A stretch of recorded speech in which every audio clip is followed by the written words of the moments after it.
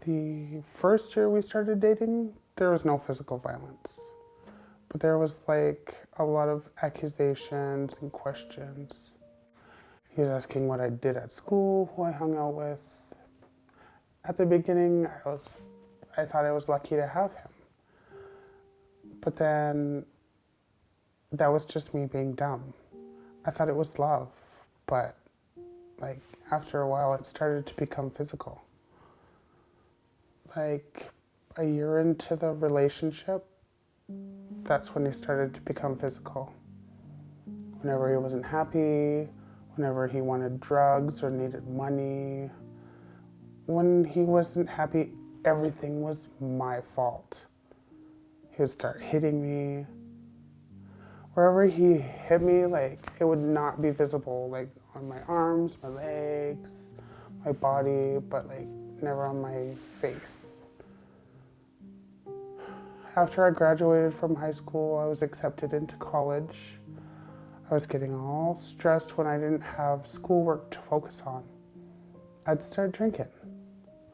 One time, I went out drinking. He hit me with his bare hand, like his fist. He made a cut like on my left eyebrow where it opened up and like I needed stitches. That was the only time I went to the health center for anything. I didn't charge him then. I thought about it, but I didn't do it because I knew it was gonna get worse. One other time though, I got a big cut on my eyebrow. I left him that time, and I decided to charge him for physical assault. He would always sweet talk me back. I would leave him so many times, and he would just begin his sweet talk. I felt guilty. I gave in, and I went back to him. The first 3 or 4 months were great. Then he would just go back to his old self again. He was controlling me, like all my time. While I was attending school, he timed the walk from school to our place, and I had to be home during that time. If I was late 1 or 2 minutes, he would like start accusing me of having another boyfriend or having talked to someone about the abusive situation. He didn't trust me. He didn't want me going anywhere unless he was with me. He controlled everything. The worst part was if I went to see my parents. Each time I came home, he was beating me up and questioning me, asking what I said to my parents and what my parents said to me. What did I do? Who did I go to my parents with? That was hard. He was also controlling my money. Like child tax, he would take half of the money. The other half I would have to budget. But if he ran out of money, he would take whatever I had left. Even on my paydays, I had to keep paying him to keep him happy. I wasn't living. I was just monitoring. Like keeping a lookout to see when he was coming home and make sure I had money so that he would be happy. I knew it wasn't normal. I didn't know what normal relationship was, but I knew it wasn't normal the way he was treating me. Then I was denying it because I was scared to be alone with a child. We have 3 kids. We had to walk on eggshells every day. If the kids were too loud, he wasn't happy. If they were laughing and playing, he wasn't happy. The only time the kids could be kids was when he was out. But I was always looking out the window and watching for him. If he started hitting me or beating me, I would grab my first child and he would stop.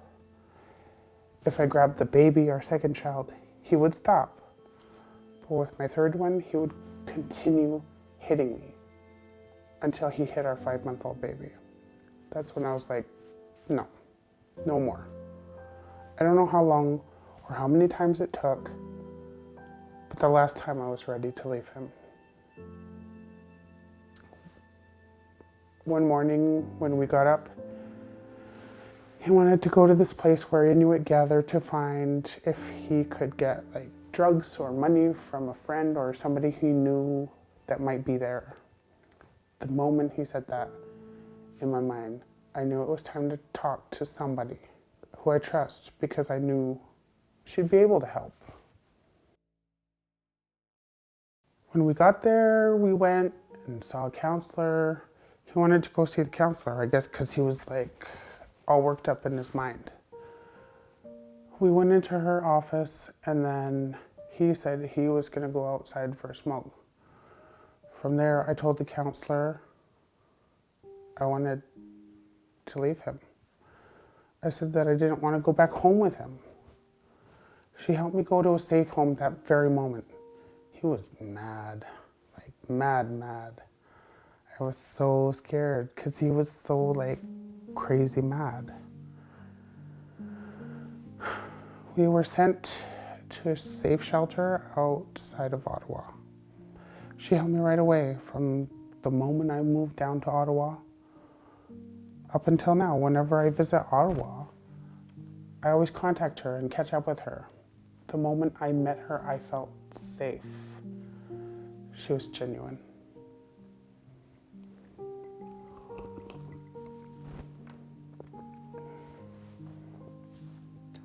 Once at the safe home for my family, my baby slept for 3 days straight.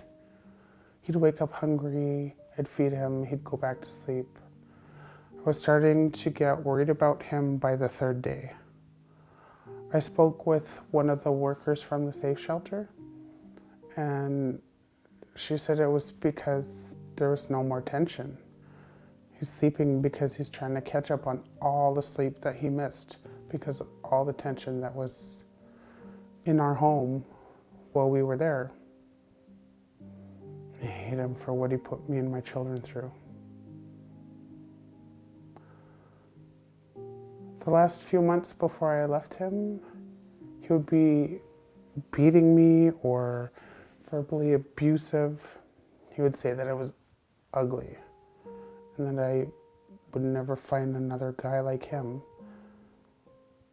And I started to believe him because I grew up in an abusive environment as well. I tried to escape the abusive environment, but I walked into another abusive situation. And I guess I thought it was normal to live that way for the rest of my life. But I didn't want to live that way forever. I wanted to be happy and for my kids to be happy. My mother told me I was in an abusive relationship. And my dad told me that I would deny it because I'm scared to be alone.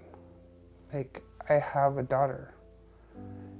If I leave him, I'll become a single mother. That's scary. I didn't want to be a single mother.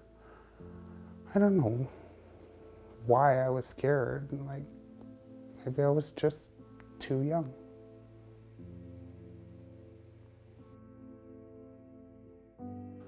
When I was with him, I didn't have a close friend.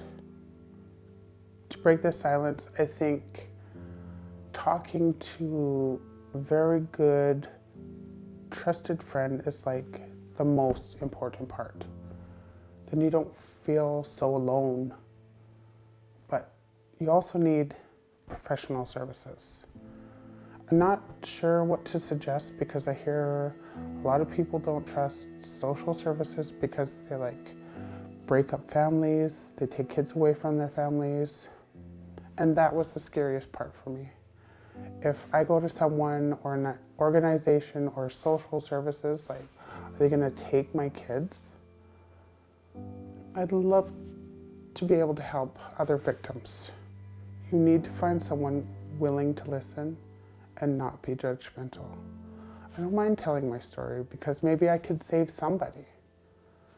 I would recommend for other women to listen to their gut feeling. If you want to leave and you're ready, don't think of the other people. If you want to leave, leave. It's not up to the outside world to determine if you can stay or not. It's up to you, the victim. Don't let society say, stay together. It shouldn't be like that. You need to be happy. No violence. A happy home and not scared.